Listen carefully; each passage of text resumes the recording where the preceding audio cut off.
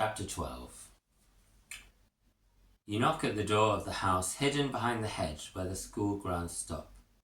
"Rosie," says Auburn, "come in, I've got so much to show you." You enter into Auburn's house. He's been trying to get you to come around since you first arrived, but you have delayed and resisted. The prospect of having dinner sitting next to Mr. Wells didn't appeal to you. Plus, it's a little weird. Everyone else has their rooms in the dormitories, but Auburn lives in a house on site with his parents, because one of them is a teacher. "I'll give you the tour," says Auburn. "Garden first." Out through the creaking back door, down the overgrown garden, until at the end, squeezing between two frondly bushes, you come to the shed, half covered in ivy, half weather-torn. Auburn fizzles with the padlock. It doesn't really work. Inside, smells of mould and engine oil surround you, and you see rusting gardening tools piled up against the wall. Two large hiking backpacks lean against the side. "You've really done it," you say. "I've almost finished," says Auburn. "If we really had to, we could get away fast. I've got maps, a tent, even food. It's amazing," you say. "But do you really think we'll have no other choice?" "Maybe it'll be fine," he says, "but I'd rather have the option. We just have to get through this awakening thing, and perhaps we'll get sent home." "You will be," says Auburn, turning away. "I don't have anywhere else to go." "But it's fine," he says. "Anyway, you wanted to see my hamster, remember?" "Hi there, Rosie," says Emily, stirring a pot on the stove with her hair in a slapdash bun. You notice that the back of her shirt is covered in dark engine grease. Somehow. "You remember me from the airship," you say. "Of course." Auburn hardly shuts up talking about you. "Rosie this, Rosie that." "Mum, no, that's not." "He's a bit of a silly sausage sometimes," says Emily. "Sit, sit," she says, waving at the dining table. "Oh, don't touch the papers. They're nothing, actually." You glance down. The nearest paper has a diagram of a machine with wings. A note scribbled in thick pencil says, "Tail fin must be reinforced or it will snap in a shear again." Auburn tidies up the papers, stacking them to the side. "You can sit next to me," he says, "or, there. That's fine too." You sit where he points. The chair wobbles. The table wobbles. He gathers up the papers spread there too. Sketches, lists, diagrams. "Aidan's taking the detention group right now. He'll be along soon," says Emily, vigorously cutting bread. "Who's Aidan?" "My dad," says Auburn. "Mr. Wells." You hear the door open. "Hello," says Emily. "Dinner's almost ready. Rosie's here." "You mean that's tonight," he says, and you notice that his cheeks blotch red as he flies into the room like the north wind. You watch as he reaches for a cabinet, turning a bolt as thick as your wrist. You hear the ticking of the lock as it slams shut. He paces to the next room, snatching down a map on the wall with pins in places definitely not on the Year 10 geography syllabus. He covers a large crate by the dinner table with a throw rug. "Welcome, student," says Wells, composing himself and glaring down at you. "She's got a name, you know," says Auburn. "Greetings," says Auburn. He still doesn't say your name. "Dinner's ready," says Emily, bringing across a big pan of stew and a tower of crusty bread. "Come on, sit down, it'll get cold." For a short while the air's full of sloshing and slurping. "So, Rosie," Emily says brightly, "what altitude do you prefer?"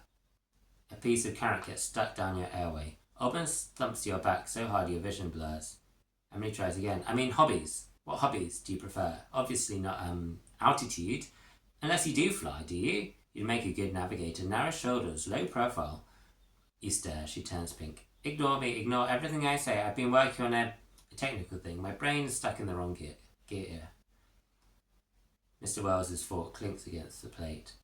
"Emily?" "It's fine," she insists, waving him off. "Just dinner talk." You remember the lectures that Susie used to give about having dinner at other people's houses, and you remember maybe you're meant to bring some sort of gift. What was it Susie had said about subjects for conversation in polite society? Not that Mr. or Mrs. Wells were polite society. The strict but permanently defeated teacher and the scrambly chaos pilot. But the silence is getting awkward. "So, how did you end up here at the school?" you ask, dipping your bread in the gravy. "We've only been here a couple of years," says Auburn. "Before here, we didn't live in Britain. We lived in Hong Kong." Were you a teacher there too? You ask. No, I had a career change, said Wells. Before that, I was a procurement manager for the Air Force. That's how we got together at first, said Emily. We were working the supply lines in Ethiopia. In the days when there was a resistance there, says Wells. As he says this, he sits straighter and his presence dominates the room. Power radiates from the syllables he speaks. But then the illusion vanishes, and balding, annoyingly strict, pathetic Mr. Wells sits hunched. But we had to think of your schooling, young master. I liked Hong Kong, Aubin says. It wasn't safe there, says Wells. But, you begin. Safe? What sort of dangers are we talking about? Oh, you know how it is in the distant colonies, says Mr. Wells. There are rumours of war, but I was only a logistics expert. Nothing that much dangerous about that, unless you count getting the tax code wrong. But you went here too, didn't you, to this school, says Aubin. You never talk about it. Yeah, you must both be dark wielders, you say. You can't fly the airships or teach the magic without that power. Of course they can do it, says Aubin. I've seen it, not often, but I have. I've been here about 2 months now, and I've not seen any dark magic, apart from that poxy sunset ritual, which hardly counts, you say. It's not a party trick, says Wells, staring at the table. You show her a little. Surely, Aidan, says Emily.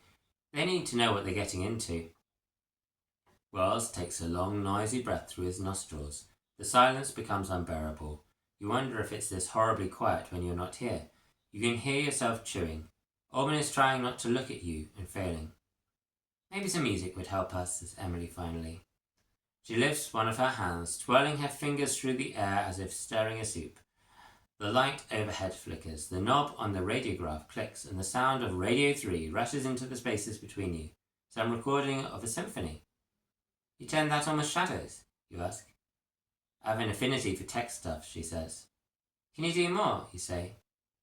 Perhaps you'd prefer a different station, Emily says, and the tuning dial turns by itself, the sound of cello being overtaken by the crackle of ghostly voices drifting in and out of the static.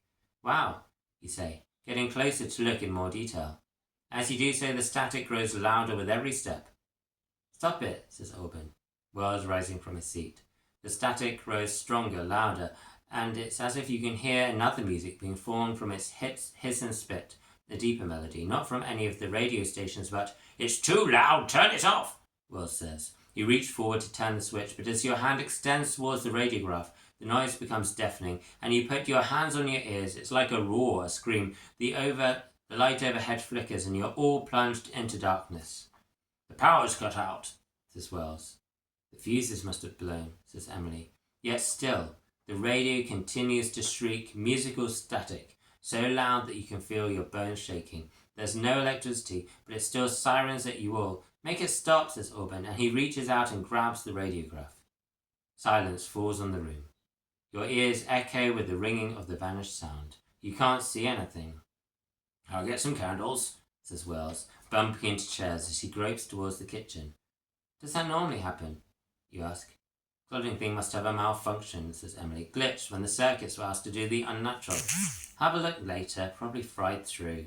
Where are the candles? Asks Mr. Wells. I'll find them myself, says Emily, and you hear a chair scrape. You sit in the darkness with Aubin, and you hear his voice very quiet. Rosie. The noise you couldn't see, but the noise stopped before I flicked the switch, just where my hand touched it. Behind you, the scraping of a match, and light blooms atop candles. Now, says Emily, who's forbidding?